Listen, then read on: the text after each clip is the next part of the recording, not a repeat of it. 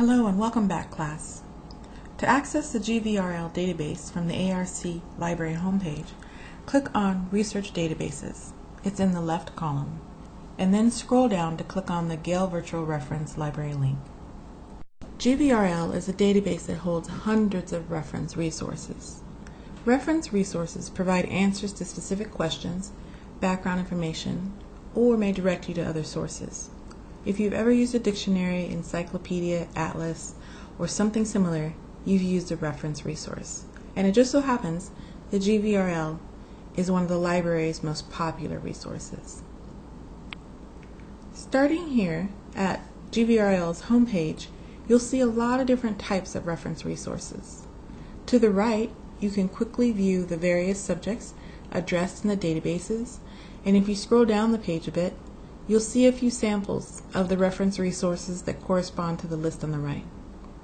Most of the time, you'll want to bypass all of what's displayed on this first page and type in a search term.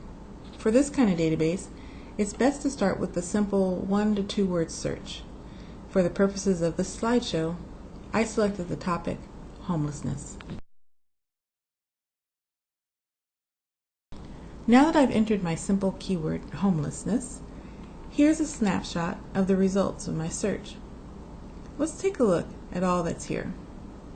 This page contains the total number of results, and the items, by default, are arranged by relevance. These first two sources are topic overviews, and each of them shows their word count, or the number of words included in the article. The encyclopedia type is also included in this record, as is the publication date. So now that we know what's here, let's take a closer look to see what we can do with all this information. Starting from the top, you can see, in yellow, that I started with the simple word, homelessness. Try to keep your keyword range within 1 to 2 words when using this kind of general reference database.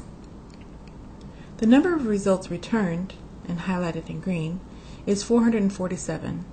And all of these results are sorted by relevance, which means they are arranged according to the number of times my keywords appear in the record.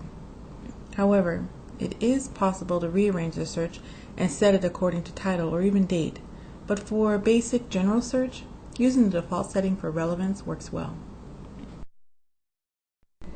As we look a little closer at these same results, you can see that both of these documents are topic overviews.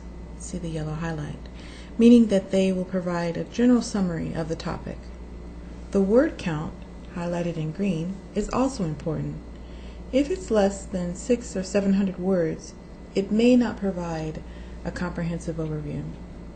Something else to notice about these two sources is that they are drawn from two different encyclopedias. Highlighted in purple, the one at the top is the Encyclopedia of Adolescence, and the second one is the Gale Encyclopedia of Mental Health. If you need help refining your topic, this is a great place to look. For example, if we were to use the first source, the topic could be refined to focus on homelessness as it relates to adolescents. Or with the second source, we could explore it from a mental health perspective. The last feature I want to draw your attention to is the publication date, or in this case, the year of publication. The dates are highlighted in red, and the first one was published in 2011, the second in 2012. If your topic was focusing on something like the latest in cancer research, neither of these articles would provide you with an overview of what advances have currently been made in cancer research. But as it regards homelessness, since the topic isn't as time sensitive, both of these should work well.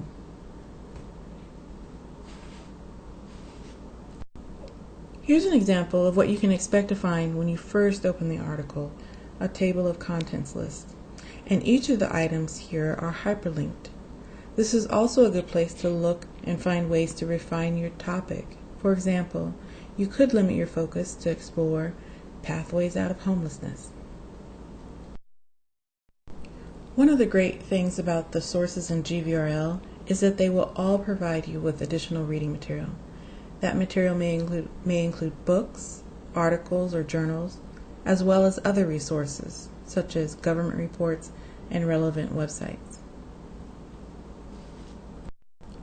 Another benefit to using an authoritative source rather than something you'd find on the web is that you may find resources like statistical data or subject-specific glossaries from reliable sources that you can include directly in your paper.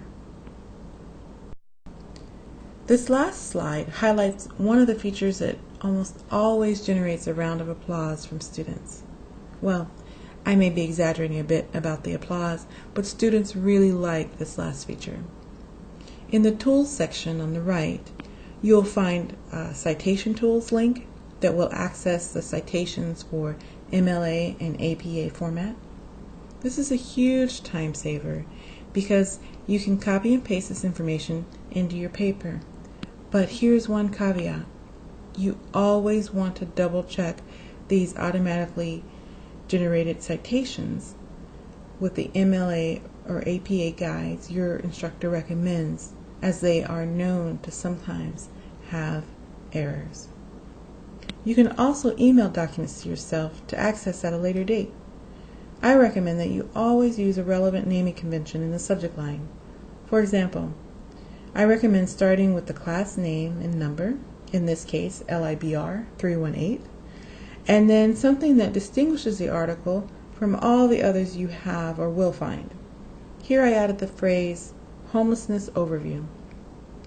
Homelessness encyclopedia would have worked just as well too.